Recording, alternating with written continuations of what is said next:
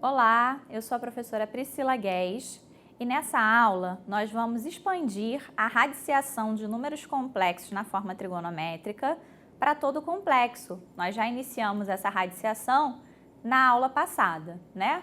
Então, na verdade, o que nós queremos é responder a essa pergunta. Para todo W complexo, existe Z complexo, tal que a enésima potência de Z é igual a W, quando n é natural maior que 1?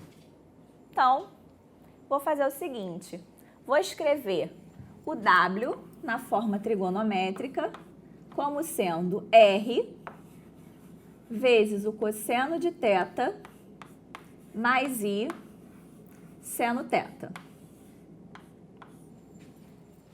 Vou escrever o Z na forma trigonométrica como ρ, que multiplica o cosseno de alfa mais I seno alfa.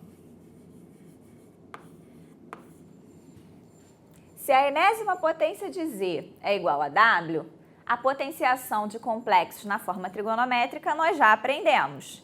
Basta eu fazer o seu módulo elevado à enésima potência e multiplicar seu argumento por n. Então, teremos ρ elevado a n vezes o cosseno de n alfa mais I seno de n alfa, que é igual a W, R, que multiplica cosseno θ mais I seno θ. Então, eu tenho uma igualdade de complexos na forma trigonométrica. Seus módulos têm que ser iguais e os argumentos têm que ser arcos côngruos. Então, nós teremos que ρ elevado a n tem que ser igual a R, de onde R vai ser a enésima, não, o ρ vai ser a enésima raiz de R. E se n alfa e θ tem que ser côngruos, eu posso escrever o n alfa da forma θ mais 2kπ, aonde K é inteiro. Bem, dividindo todo mundo por n, nós teremos que alfa é igual a θ mais 2kπ sobre n, ainda para K inteiro. Então, repara o seguinte, o Z, ele não é único. Para cada K, eu vou ter um Z. Então, o ZK, ele é da forma raiz enésima de R vezes o cosseno de θ mais 2kπ dividido por n mais I seno de θ mais 2kπ dividido por n, aonde K é inteiro.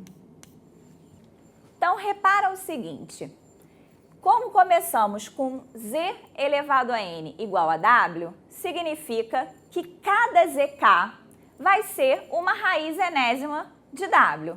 Vou continuar aqui no outro quadro. Então, as raízes enésimas de W são da forma ZK. Então, podemos ainda escrever que a raiz enésima de R cosseno θ mais I seno θ são dadas por raiz enésima de R vezes o cosseno de θ mais 2kπ sobre n mais I seno de θ mais 2kπ sobre n para K inteiro. Essa fórmula, ela também é conhecida pela segunda fórmula de De Moivre, né? Agora vamos observar o seguinte. Nós já percebemos que a raiz enésima de um complexo, ela não é única, né? Para cada valor de K, eu vou ter uma raiz. Mas vamos observar atentamente o seguinte. O K, ele pode assumir qualquer valor inteiro, ou seja, existe uma infinidade de valores de K que eu posso atribuir aqui. Porém, nós vamos ver que para alguns valores de K, nós vamos encontrar argumentos que são arcos côngruos. E aí, as raízes vão se repetir. Vamos observar aqui, por exemplo, quando eu faço K igual a zero. Quando eu faço K igual a zero, nós teremos a raiz enésima de R, que multiplica o cosseno de θ sobre n, mais I vezes o seno de θ sobre n. Se eu fizer K igual a n,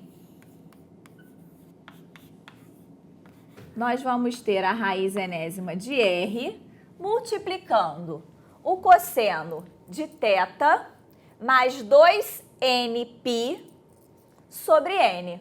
Então, eu posso escrever isso como θ sobre n mais 2nπ sobre n. Eu posso simplificar n com n, eu vou ter 2π. Mais I vezes seno também de θ sobre n mais 2π. Então, observem que θ sobre n mais 2π é côngruo ao próprio θ sobre n. Então, para K igual a zero e K igual a n, eu chegaria à mesma raiz. E isso pode acontecer também, ó. Se eu fizer K igual a 1, nós temos a raiz enésima de R vezes o cosseno de θ mais 2π sobre n mais I seno de θ mais 2π sobre n. Então, se eu fizer K igual a n mais 1, nós teremos a raiz enésima de R vezes o cosseno. Vamos olhar aqui. Se o meu K vai ser n mais 1, eu vou ter 2π que multiplica n e 2π que multiplica 1. Então, eu vou ter θ mais 2n vezes π mais 2π, tudo dividido por n, mais I seno desse mesmo arco. π mais 2n π mais 2π sobre n. Só que observa o seguinte, ó.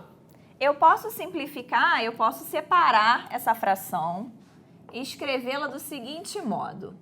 Raiz enésima de R que multiplica o cosseno de θ mais 2π sobre n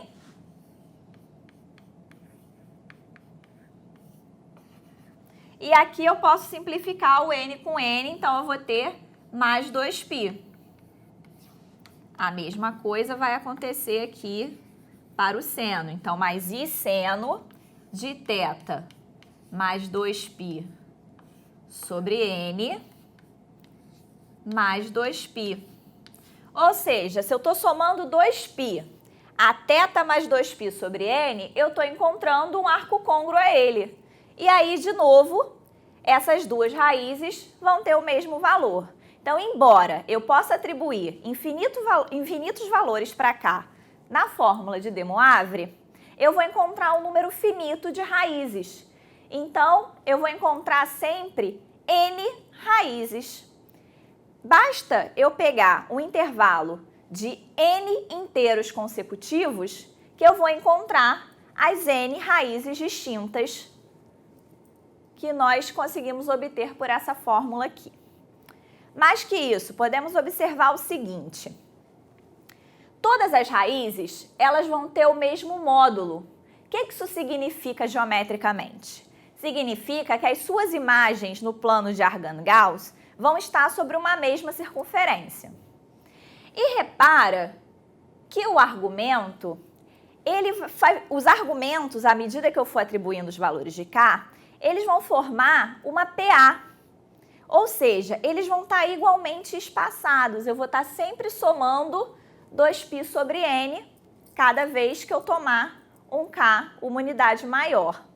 Então, se eles estão igualmente espaçados dentro do plano de Argand-Gauss, com as imagens sobre a mesma circunferência, nós vamos estar formando com esses vértices um polígono regular de n lados, como a gente também viu acontecer no exemplo da última videoaula e como a figura está mostrando aqui para gente. Então, vamos agora fazer mais um exemplo. Então, agora nós vamos fazer diferente. Ao invés de fazer os exemplos, nós vamos deixá-los como exercícios para você tentar aí em casa. Então, são 3 exercícios. O primeiro, a gente precisa determinar as raízes quartas da unidade imaginária I. No segundo, nós queremos determinar as raízes quadradas de 1 mais I. E no terceiro, nós queremos encontrar as raízes da equação x à sexta mais 26x ao cubo menos 27 igual a 0, considerando o conjunto universo, o conjunto dos números complexos. Você vai tentar fazer e na próxima aula a gente vai dar a solução desses exercícios. Até a próxima!